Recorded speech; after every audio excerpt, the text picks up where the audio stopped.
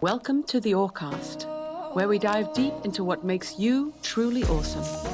I'm your host, Dorchester Koning, founder of Awe Academy. In every episode, we explore the power of awe, not just as a feeling, but as a tool that transforms how we learn, grow, lead, live, and love. As each guest shares what sparks their curiosity and how they work with wonder, we connect with a deeper sense of awe.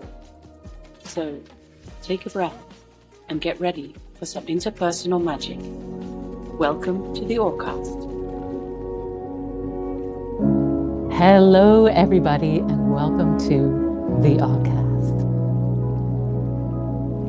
I've had a bit of a face change, as you may notice, because today I have the honor of interviewing the founder of the Orecast, Miss Dortjes. Welcome, Dortjes. I'm very excited.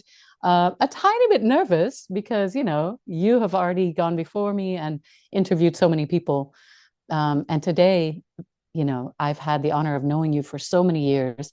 And it's kind of that pressure of, hey, can I let other people in on all of what you are in such a short amount of time? So let's see. Thank you. What a beautiful intro. That's already a great start. Thank you so much. Well, good. Thank you for the encouragement. So do you want to just dive right into it? I've prepared some questions.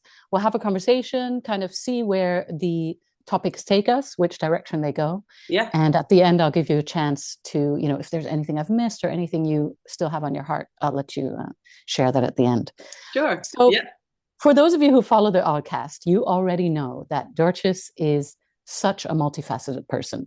For everything from, having an academic background, which she is, she maybe downplays quite a bit, but it's definitely there. Being very socially engaged in everything that you do. Being super creative, being an artist in your blood. All of these things. And also, by the way, the academia, which is a very brainy thing, but then also the embodiment, right? So all these very, big topics and, wide themes, actually, which most people might spend a lifetime on just one of the themes. So I want to ask you, what is sort of the thread running through all of these facets that you have within yourself? Mm-hmm. Well, the easy answer is a very short word, awe.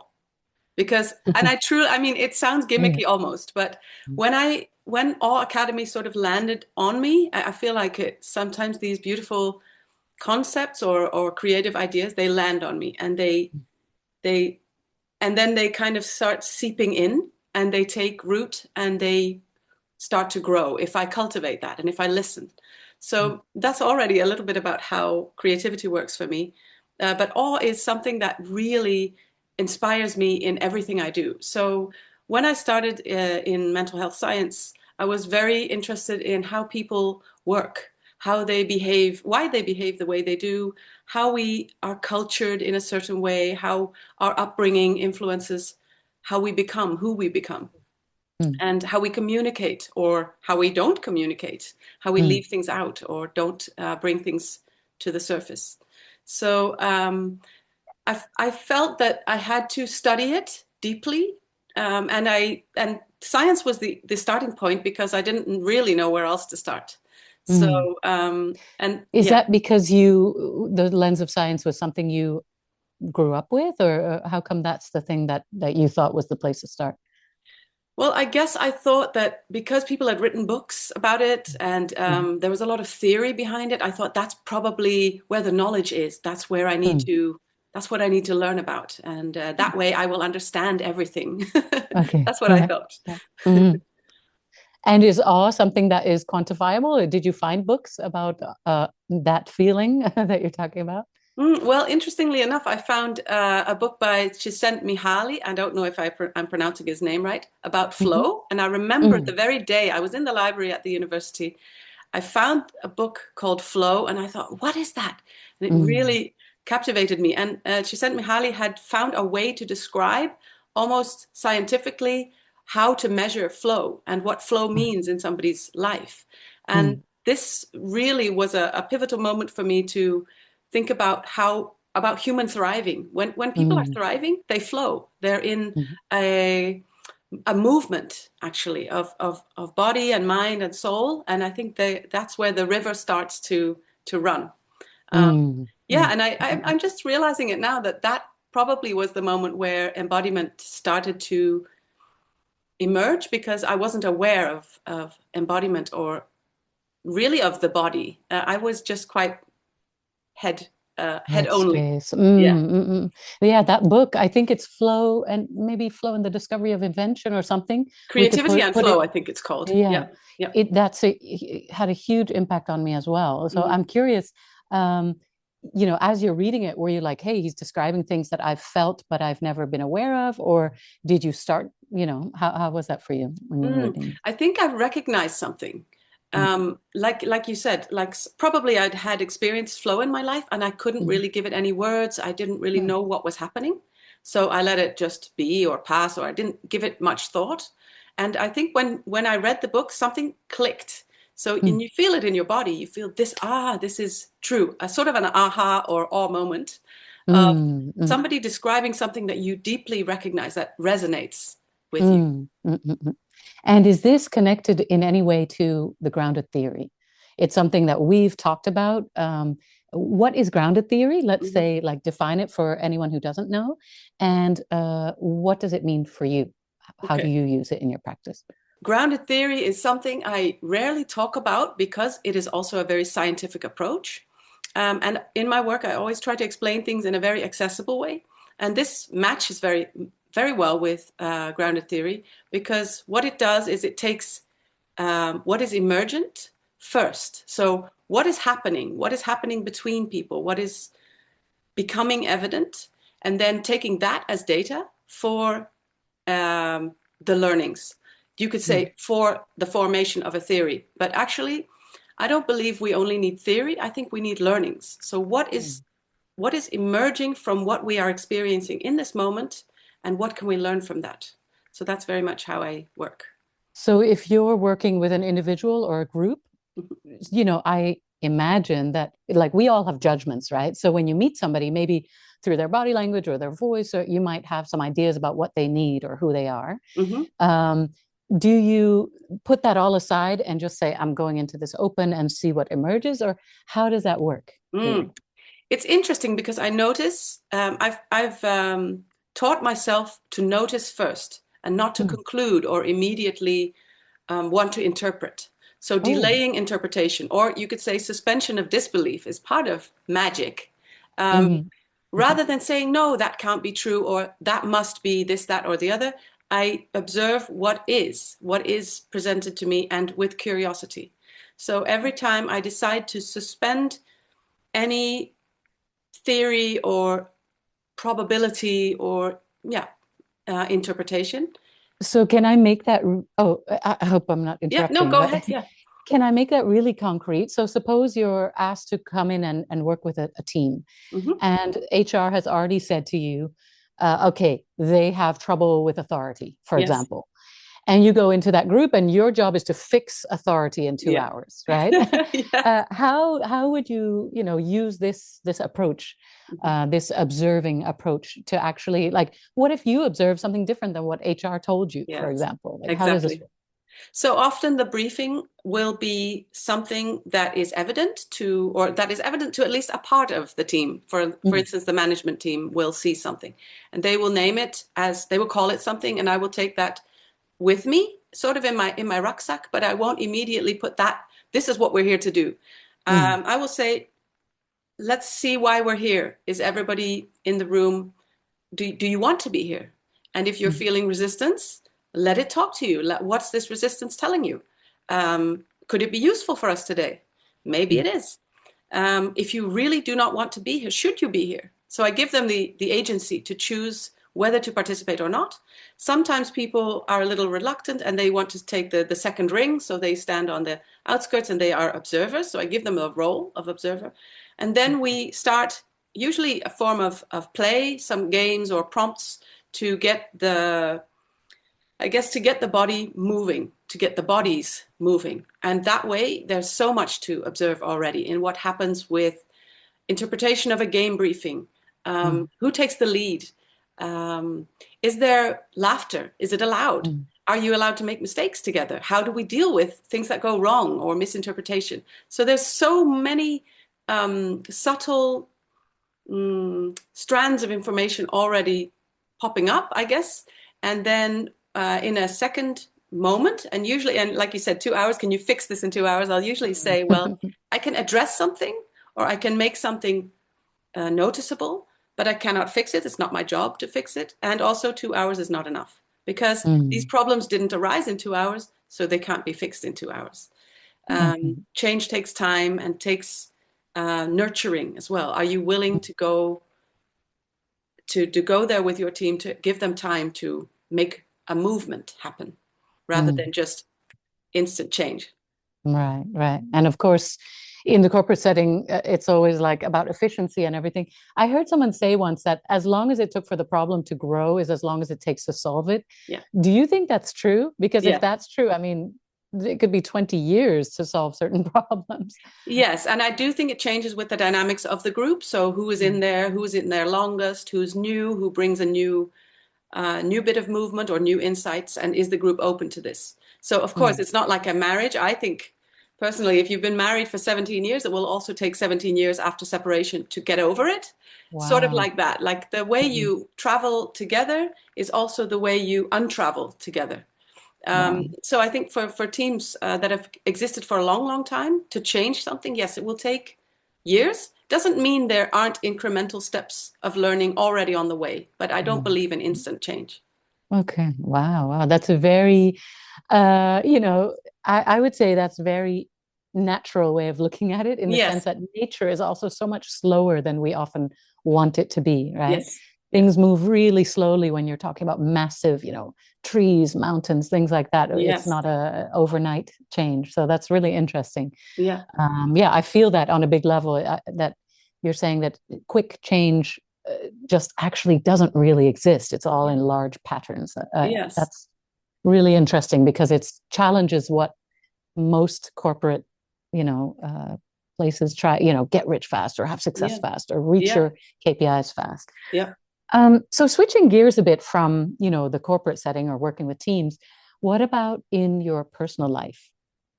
If you're somebody that's always observing what emerges, isn't that really exhausting for yourself? You wake up in the morning, let's see what, emerges in me and in my family. And, what's that like for you to live with such sensitivity? I think the sensitivity is something I have had to learn to work with because it can be very overwhelming. It's a way of being in the world that is, it is intense. And I really have to monitor my energy level and also take time alone, just me, nobody in the room, nobody in the forest. So I seek out places that I won't meet people. And that way I can sort of be nurtured because my feelers can then be fed by nature and by the calm of the pace of nature. And I really make it an intention to find time, to create time for that in my week. And also, sometimes I just have to say to myself, right, I noticed something, but I don't need to do anything with that. This is not my job. This is not my responsibility right now. I can notice it. Sometimes I can then tell somebody, for instance, a family member, I can say, hey, I notice something feels a little heavy. Is that right? And they can choose to say yes, and that's it. Or they can choose to open up and I will create some space for some sharing. But sometimes I really think it's not always useful to act on it. Sometimes just observing is enough. And also sometimes creating boundaries for myself is also a good idea. And were you labeled oversensitive as a child? Did you ever get that as a thing? It wasn't a thing back then, but later on, yes, I was definitely labeled by people that recognized it in me. Usually people that have read a book, HSP, High Sensitive Personalities. There was a book and it was kind of a big thing. And people started saying, oh, you could be one of those. And to be honest, I don't really care so much about labels and diagnoses unless they help you in getting the help you need. Sometimes it can assist in waiting lists or getting the right therapist or the right coach or the right group to seek support, because we don't need to deal with all of that alone. Which also leads me to the point of, I don't really believe in one-on-one help, because we individualize problems and also individualize our ways of being very much. Like, oh, I'm so ADHD, I'm such a scatterbrain, I cannot focus on anything, I need help from one therapist to me. Actually, no, I think we can learn a lot from each other. When people say I'm ADHD, I lack order in my life, I postpone all the time, I'm such a scatterbrain, they have loads of critique. Usually their inner critic is very strong. And they go and seek help one-on-one. And I think we need to take it into the collective. There's so much wisdom in how people that we admire turn out to have ADHD or ADHD tendencies. Maybe it was never officially diagnosed, but they've learned to deal with their way of being in an effective way, or maybe through struggle as well, but they've learned to work with themselves. And I think that's where the magic happens, when you learn to work with the unique being that you are, and with whatever shaped you, whatever experiences you've taken on board, they create your way of being in this world. So I think that's also a really beautiful thing to share. Even the shame that comes with it, it's sort of liberating to say, I'm so chaotic, or I'm so hyper organized, I need that to gain a sense of control over this chaotic world. I mean, there are strategies that we can use that are very effective. And sometimes we need to challenge the strategies we've been having because they don't serve us any longer. And I think that's something really beautiful in teams as well, to identify with each other what serves us, what ways of being are useful to us as a team, what ways of being can we kind of sharpen or chisel away. Yeah, and you said earlier that, you invite people, if they feel resistance to, to anything, that it's telling them something. What if I feel huge resistance to someone else's strategy? Let's say, I feel real resistance to somebody who wants to, manage every detail or something like that. What would that tell me?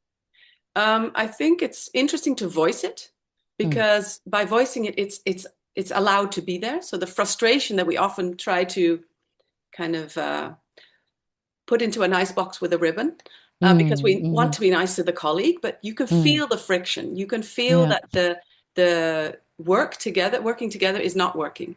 Right. So if you can express it in a safe way, and the person can then respond, and there can be an exchange of ways of being. That way you can learn to empathize with somebody else, but also to imagine, okay, suppose I was more like you. Suppose I tried this game in the way that you would play it, or in the way that you've showed how you play it, and I feel what it does to me. Maybe I feel immediately that this doesn't work for me, but maybe I also gain a better understanding of the other person and see their added value, because often the differences actually make the team work. Which always sounds nice in theory, but it's hard to see in practice, right? And I suppose that's what you help people to truly see, and not just a theory, and you're not just an expert telling them, you're green, you're blue, and I don't do the green blue thing. right. I think people are very colorful, and how about showing your colors at work, and not going only in the kind of the gray fitted suit. That the work acceptable. Kind of the work persona, but let's bring all of our colors to work and see how that makes the team move in a different way. So I'm going to challenge you on that bit. I think it's a beautiful thought, but you yourself, you are an extremely colorful person, right? You have this aura, you have this presence. There will be lots of people who look at you and it's like an example from far away. It's just not who they are, right? Maybe they just don't express themselves in the same way. So something I'm curious about, if you feel comfortable sharing, is, have you ever clashed with somebody who just isn't so, outspoken and in their body as you are? And what did that look like? And were you able to address it? Tell me about that. Yeah. So I think as as a facilitator or a trainer, I don't always express everything that I have Hmm. because I have a specific role. So I think when I notice people that are completely opposite of who I am, and they're Hmm. not so colorful, or they're quite um, reluctant to express something, or maybe they're just not comfortable expressing something, I try to see where they are. So I try to sort of inch over a little bit, and just with curiosity, just see who they Hmm. are in that moment and how they feel, and see if I can just invite them into being there just as they are, because that's enough. Really, it is enough. Hmm. And at the same time, when they see the freedom of expression in others, could be me, Hmm. could be anyone in the team, I often see a smile emerge, and I see the body relaxing. There is a change, and Hmm. it's never really happened that nothing happened. So Hmm. I've only had one situation where somebody that was actually too exhausted to be there Hmm. expressed their reluctance in being at the team day, and I said, "Well, then should you really be here? And I give you permission to leave if you need to." And they left. Hmm. Hmm. That was Yeah. the only time. The other times I've had really pretty rigid, heady people that really relaxed into it and said, "Wow, I didn't even know this could be work. You know, this could Hmm. be something that work allows us to step into." Um, Hmm. yeah, Hmm. so there was a lot of gratefulness there, actually. Hmm.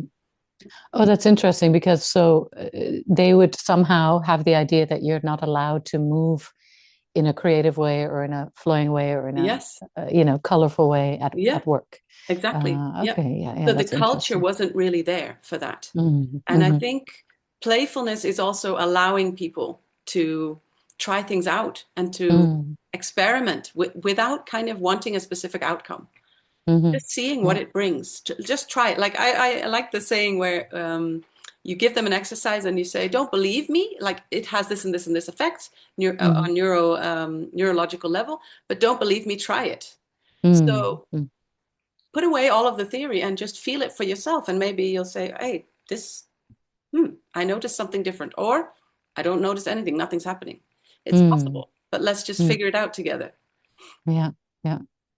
Okay. Oh, interesting. And what about in your personal life? So this is, you see it at work in groups. So let's say a community that's closer to home for you. So Mhm, tell me about either a friend group or your family, mhm, if you're willing to share. How does it work in those kind of settings, in a personal mm, setting? mhm. Well, I noticed I split up from my partner quite a while ago, about 9 years ago, and I noticed that when I had a space to myself, my own house, and the children were with me, I noticed that I was much more relaxed. So I was more able Mm. to listen to my body and to listen to when I was tired, to respond to that by saying, "You may rest." Mm. I Mm. wasn't really raised with the idea that we can rest whenever we need it, but you need to work hard and keep going, persevere. And then by the end of the day, you have the right to be exhausted, and then you may flop into bed and finally Mm. the day is over. But actually, sometimes I needed maybe a nap in between. And that's a luxury I don't permit myself often, but I now do know that when my body is telling me, "You need a break," I really need to either walk outside, no audio on, no phone calls that I will respond to. Just being 10 minutes can be enough, and Mm. listen to the body. So when I had the house to myself, I learned this about myself. And I also learned when I was thirsty, when I Mm. was feeling cold. Oh, So you didn't know those things before? I unlearned to listen to those things. So the Wow. sensations of Wow. the body has so much to tell us, and becoming more sensitive to that, more aware, really opened up my being, and also opened me up to my children in a way that now we have a relationship of, I guess, the visceral listening, Mm. where we can observe each other and notice things, and sometimes mention it, but sometimes just a hand on the shoulder or just an acknowledgement. I see you. That's basically Mm. all we want in life, is to be found. Mm. Mm. And I feel this is a really thing that moves me when I see it in people on the street, or when I see families that are really attuned to each other in a nonverbal way. And I believe that is something that I really take with me in my way of being in Mm, relationships. mm. And I suppose, I mean, nowadays I hear a lot of young people talk about loneliness, Mm. feeling deeply lonely, even though there's so much, distraction and so much to do and Yeah, so and they're many hyper opportunities. connected, right? Through Yes, socials, they're yeah, hyper yeah, connected with yeah. multiple people at the same time, and yet they feel so Yes, lonely. they feel lonely. Do you think that's a physical thing? Like a just not having physical connection with people, or Yes, I think partly it's we have smooth interfaces all the time. So the mm, phone is mm, smooth, the laptop is smooth, and we don't have to really engage on a physical level except with our hand on the screen. mm, Um, and when we talk, we see a head, right? So yeah, we have, yeah, right now, we see head and shoulders, but normally it's just a head. So we don't have the whole body experience, and mm, we see less of the body expressions. So I believe that the loneliness is partly due to the lack of presence. mm, Parents are on their phones almost constantly. This is mm, the example they give to their children. And yeah, even for calling each other for a meal, it's like you get a text message, dinner, and mm, mhm, I'm just kind of like, I kind of like the way somebody would stand at the bottom of the stairs and go, dinner! yeah, Just yeah, yeah, imagining this yeah, an yeah, invitation, the physical mm, expression mm, of it's dinner time. I made an effort to yeah, make you dinner. Come to the table. There's a whole yeah, lot more going on in the body, embodiment, and mm, somebody rushing down the stairs to be there for dinner. I kind of, yeah, even yeah, that is a form of presence. mm, And I believe we are beginning, or we have lost that, and we need to mm, relearn to be present to each other, and also to engage with each other on a personal, physical level. That doesn't mean immediately that it's erotic, or has um, a transactional aspect, mhm, but that it's just a presence. I'm here, mm, and you're mm, here. yeah, We're here. yeah, mm, Yeah, I've noticed this in young people as well. Just physical yes. presence is so important. Yeah, yeah. And it shows up in a lot of things, voice usage, mannerisms. Yes. It's all less and less because people are not used to doing that anymore. Yeah. Yeah. So it's going to be really interesting observing sort of the effects of this over time. But Yeah. yeah, I And wonder if there related, will be a counter movement to it. I think that it's Mm, already happening, mm, because people are returning to nature and our animal mm, bodies, they sometimes call it. Animals mm, huddle together, they walk side by side. You can see cats, sometimes they walk so close mhm. together, it's just for Yeah. fun. And their tails sometimes intertwine, and Yeah. it's Yeah. beautiful to see. And even the fact that we soften when we see that shows that Mhm, we recognize something. It lands in our mm, body. It's like, oh, yes. And the fact that when somebody holds your hand, you can just feel, oh, this anchoring of the body. It's so beautiful. mm, Yeah, this is why I do the work that I do. It involves quite a bit of embodiment because we've grown so distant from it. yeah. Yeah. So for you, um, when you have lost touch with that for a bit, I don't know if there's periods of time in your life where you like kind of get out of it. Mhm. Have you experienced that where you kind of lose the embodiment again and go in your head? And if so, what do you do to come Mhm. back? And also even more than just embodiment, to come back to that feeling of awe. Yeah, When you yeah. lose it, how do you find it? Yeah, I do lose it at times Mm, because, the stuff of life takes over. Sometimes it's so busy, sometimes you have a lot on your mind of, I guess, the way we would like to create solutions for the stuff that's going on, the big crises. Yeah, I get stuck in my head sometimes. And I notice my body contracts. So it mm, becomes smaller, it becomes more rigid and more fearful. And I think through the practice that I do a lot of yoga regularly. Almost every day I do a few minutes at least of yoga. I do breathing to actually expand the body and keep it open. So mm, this is a practice that I cultivate. And I think if I skip, or I know that if I skip for a week, I already lose a bit of it. So it is mm, a practice. And I think that's what embodiment is, keeping yourself, returning to the body, coming home to the body mm, every day if you can. some days I don't look in the mirror, for instance. Like when I brush my teeth, yeah, I'll be there in front of the mirror, but I won't really be looking at myself. I'm not the type of person to spend a lot of time primping and stuff. But sometimes just being present to yourself, standing in front of a mirror and just observing who are you today? How are you today? Is a beautiful micro practice that is quite easy and also can be quite confrontational in a way that you notice, I see some sadness in you. Yes, I am sad. So it's almost like somebody else is noticing you and then you realizing it for yourself and taking it home. But that for me has really changed how my gentleness with myself. It has made me more gentle. Yeah.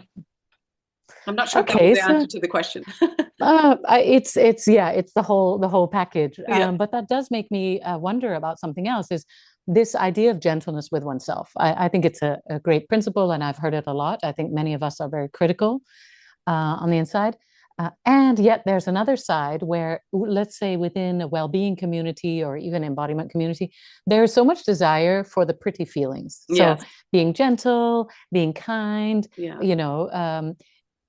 is there room for the not pretty feelings? And what is your unpretty feeling that's dominant, and what do you use it for? Yeah. Oh, judge it. I do think like the word awkward is also has the word awe in it, except not the E, but spelling wise, awkward. I always tell people I love the awesome and the awkward. So awkwardness is a feeling that is hard to handle. Sadness for me is a feeling that is hard to hold. Aggression is also a very difficult one for me. But noticing is the first step. I see it as a sign. Okay, maybe I should take a look inside and see if something is angering me. Something has triggered me and it's locked in the body. The body knows, and the body keeps the score is one of the books that I that also phrased very well, put into words how the body and muscle tissue remembers things that we've experienced. So listening in that way helps me to hold those feelings, but also to process them and sometimes to express them. So I have this this kind of silly game that emerged just by being with my kids.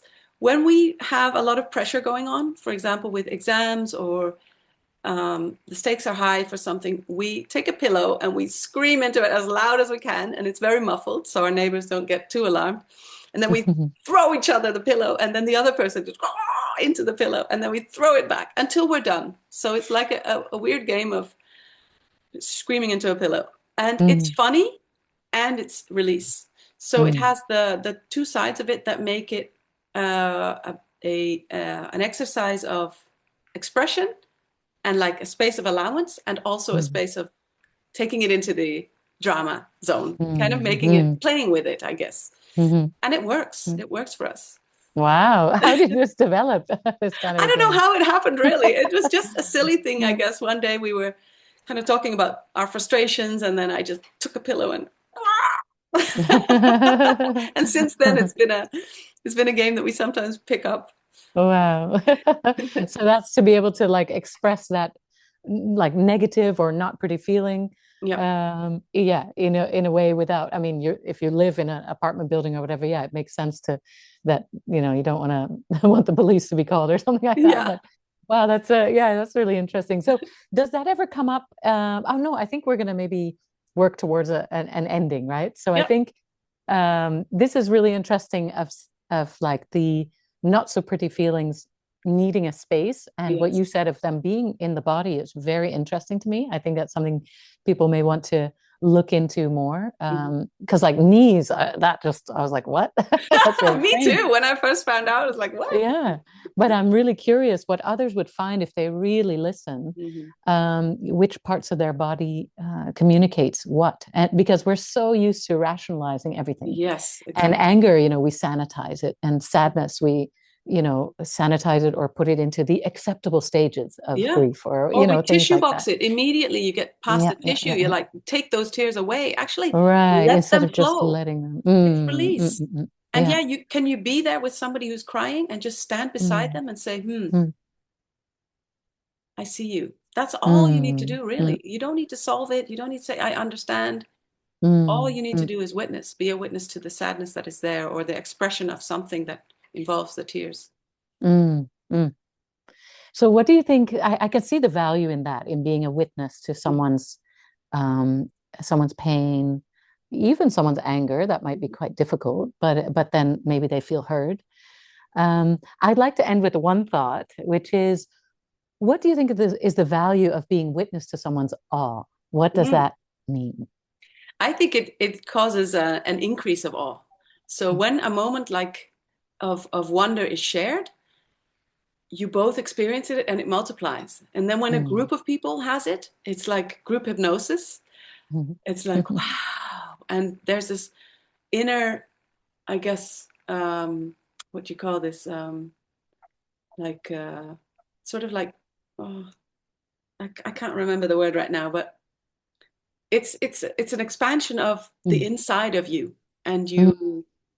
it kind of almost flows out, like ebbs out, like the circles on a pond when you drop a stone, and the Like ripples. ripple Yeah. effect. Yeah, I Yeah. really Yeah. think Yeah. Yeah. that's what shared awe does. So when you can create spaces of awe and um, expand it, there's also more insight that is gained from it, and it lands deeper in your body so that you take it with you. And Mm. I think when you cultivate your awareness of awe, your being expands. You Mm. become more Mm. sensitive to things. You become more attuned. You notice more things, and that way you learn actually about Mm. life in a beautiful way. Wow. Wow. So I think that's kind of the core of who you are, is Mm, curating experiences for people to feel awe yeah. and then to learn. So Mhm. it's like you become almost a sponge that expands. Like the more Yes. awe there is, the more space there is. Yes. So that's a really beautiful thought, and I think it perfectly captures actually who you are as a person, Mm, and also the space that you create for others to absorb, to learn, to grow. mm, So I think that's a really beautiful thought actually to end with. The expansion of awe by sharing it. yeah. Shared awe is Yeah. expansion of your being. I Yes. think that's really beautiful. So Thank thank you. you so much for sharing. It's an honor, of course, as your sister, being allowed to interview you and share more of you with the world. So Thank you thank you so so much. much. Thank you. And it's a wrap. Thank you very much for listening to the Awecast today. My name is Dorchester Koning. I'm the founder of Awe Academy, a center for professional and personal development through training outdoors and with art. If you're interested to know more, look me up on aweacademy.live.